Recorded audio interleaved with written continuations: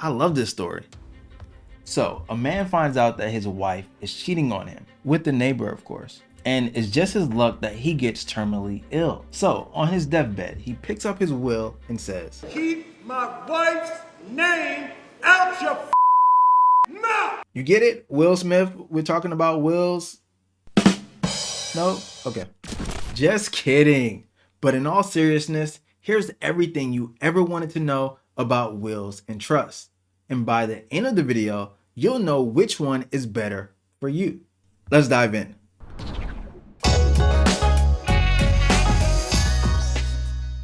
So I consider myself an amateur at science, and by the looks of it, humans still haven't figured out how to prevent death. And because tomorrow isn't promised, it's best to plan for tomorrow today. So how do you do this? Well, wills and trusts are the two most common methods to do so, and both can come in handy when financial planning for your afterlife, like planning for the management of your assets, planning to minimize estate taxes, or at the very least, planning for who will carry out your wishes. Which leaves one big question: is a will or a trust better for estate planning? Well, let's talk about it by first covering what a will is and what a trust is, the benefits of both, and ultimately which one is better. Let's dive in. All right, what is a will? To put it simply, a will is a legally binding document that simply outlines what you want to happen after your death, including financial matters. So, what is a trust? Trusts are a fiduciary agreement that allows a third party or trustee to hold assets for your beneficiaries according to your wishes. And trusts can be utilized while living and after death. So, how do wills and trusts differ? Well, here's the big difference between the two of them.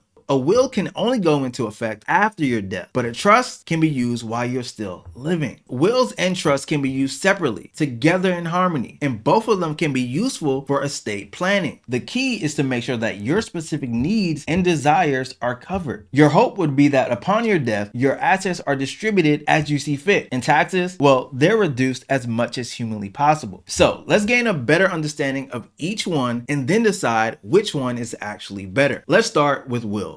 As we learned, a will is a legal document designed to help you carry out your wishes upon your death. For this discussion, we're going to hone in on appointing beneficiaries like your kids and the distribution of your assets to those beneficiaries. But I do want you to know that a will can include other important instructions after your death, like the appointment of an executor, aka someone who carries out your wishes outlined in your will, distributes any funds to your beneficiaries, and ensures that your estate passes probate or defining the guardian of your minor children, and provides direction for your funeral, cremation, and burial. Different states have different laws for the signing and witnessing of your will, but in all states, a will must be filed in probate court and carried out by your designated executor. And once filed with the probate court, that will is publicly available to that court. And that probate court will have any jurisdiction over disputes when it comes to your will. Now, let's switch our focus to trusts. A trust is a legal arrangement that simply provides for the transfer of assets from a grantor or owner of those assets to a trustee.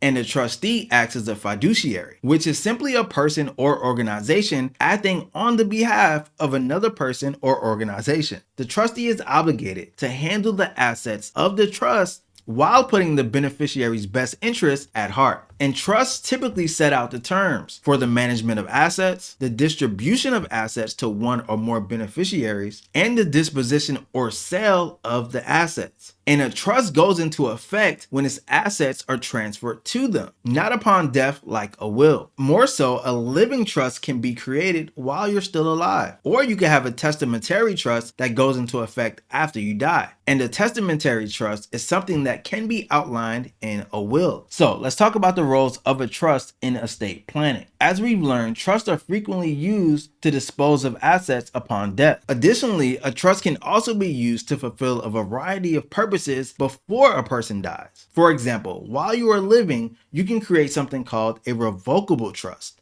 This is a trust that can be altered, amended, or terminated at any time. And you, as the grantor, can also serve as the trustee. This means that the grantor continues to be the owner of the trust and the assets for tax purposes. However, a revocable trust can designate a successor trustee who, upon disability or death of the grantor trustee, steps in to manage and transfer those assets. Note that in a revocable trust where the grantor is still alive, those assets will be included in that grantor's taxable estate. Now, here's a big one: avoiding probate. There's a huge reason why myself and many others love trusts. Come in a little closer and I'll tell you why. Tax avoidance.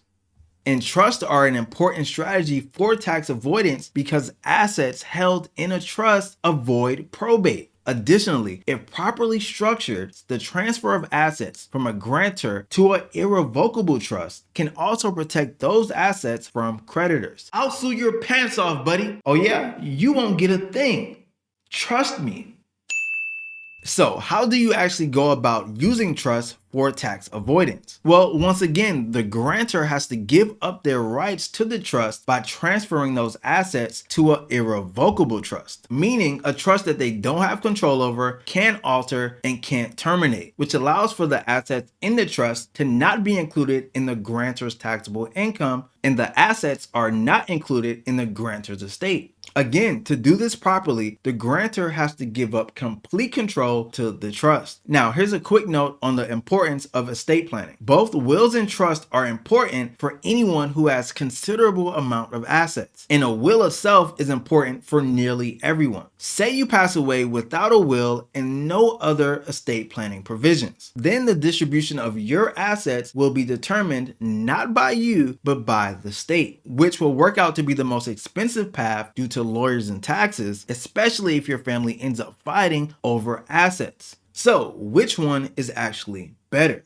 If you haven't written one already, go ahead and take the time to get yourself a will. Remember, it's not for you, it's for the ones you leave behind. You're doing this so that they don't have to go through a lengthy probate process or go against your actual wishes upon death. And if you have significant assets, get yourself a trust. A lawyer and accountant can help you on the best way to structure one. And when done properly, those assets in your trust can be safe from creditors and also safe from taxes, and can be passed down to your loved ones without much hassle. Look, I've put a few videos on the screen I think you should watch next. Be sure to check them out. And if you haven't already, go ahead and give this video a like for me. It helps the channel out tremendously. And for more tricks and tips to save on your taxes and build your wealth, subscribe to the channel. I'm Karan from Life Accounting, and I'll see you in the next video.